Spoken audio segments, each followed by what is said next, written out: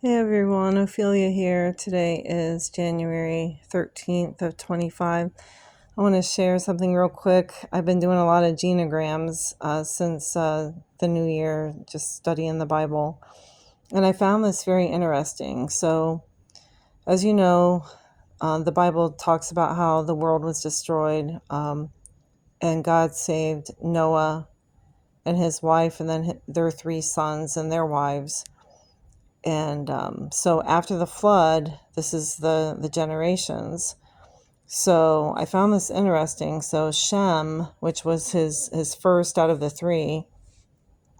So from the first son, then the middle child out of the five kiddos that Shem had.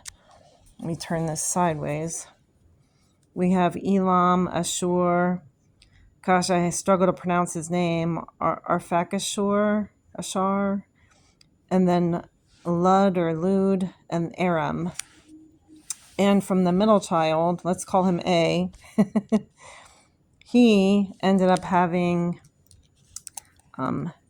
Shelah, then Eber, Peleg, Rau, Sereg, Nahor, Terah, then Abram. So from Noah, 1, 2, 3, 4, 5, 6, 7, 8, 9, 10. So the 10th generation. So I put from the boat to the promise, 10 generations. I found that to be pretty interesting. I don't know. Maybe it's the social worker in me. But, and I just found that interesting. It was the middle child. The middle child. Okay.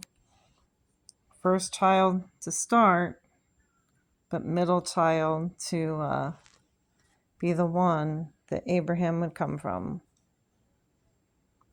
There you go.